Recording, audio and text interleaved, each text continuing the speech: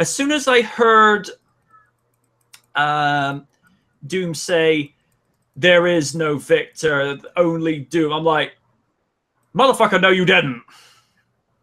Like, you did not just rip off the Dana Barrett Zool scene from Ghostbusters. I'm like, oh, hell no.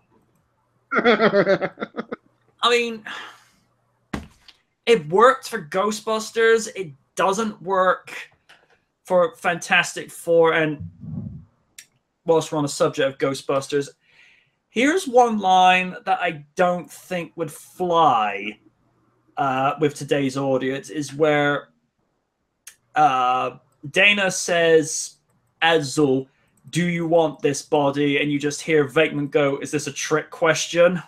Today, it's like, ooh, no. Like, that sounds a little rapey. That sounds a little rapey to me.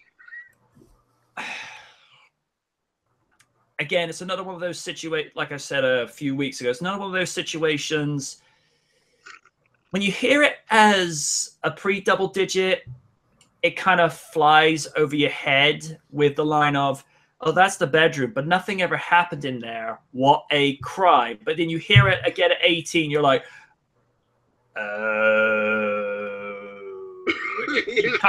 you get the context of it, and you think, this is a kid's movie? And there's a lot of that in some cartoons. For example, when Cartoon Network first introduced Chowder, there was this one episode they had to go after a spice called cinnamony. The chef training Chowder goes to his wife Truffles and goes, "Honey, we'll be gone for a while. We're in need of spice." You see Truffles look at the screen, all metaphysical, and goes, "Well, at least one of us acknowledges this." And I'm all, oh my god. First the Katamari reference in the episode before, now this. Holy shit. I think with any media, you can get away with something like that. Just as long as it goes over the kid's head. Right. It's got to be subtle enough. Mm-hmm.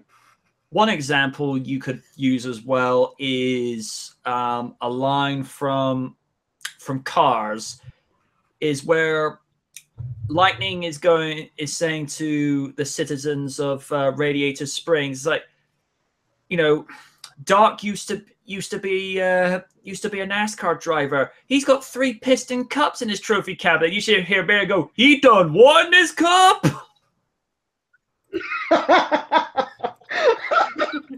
I mean, the kids look at him and think, "What?" But the adults are like, "Ah, I see what you did there."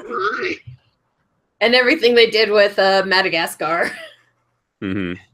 Oh, yeah. Oh, sugar honey iced tea. Hey, big battle. Oh, my God. It's like I say, you can spot these sort of subtle, I don't want to say adult references, but these sort of wink, wink, nudge, nudge moments where you're like, ah, okay, I get what they're talking about. I get what they're talking about. Yeah, I think one that I remember from a long time ago as a kid, Ace Ventura, When Nature Calls, where he's like in front of around the fire, and then the girl's doing the Virgin's Dance of Seduction, and it kind of looks like he's giving her a lap dance, but he's all like, I have taken a vow of celibacy, and then he looks over to the guy, "Do you have $1?" I'm like, I didn't understand what that meant until afterwards. I'm like, oh my god. Or another one where, or you could be like self-aware humor is, it's where some of Xavier's students have come out of the theater after watching Return of the Jedi, where they openly roast themselves, where they go and say, "You know, the third one is always the worst of the franchise." I'm like, you're roasting The Last Stand. I saw what you did there. Well, in a sense, they're kind of roasting themselves because that was not the best one. After Days of Future Past, Apocalypse isn't that good. I enjoyed Apocalypse for what it was. I particularly like the fact there was a nice little Knight Rider reference in there, which I'm like, okay, that's cool. But I think it was the fact that they'd seen what they had done wrong after The Last Stand, and they were trying to not repeat it by actually setting up the groundwork of what was going to come. I don't know what they're going to do for the fourth one, which is going to be set in the 90s.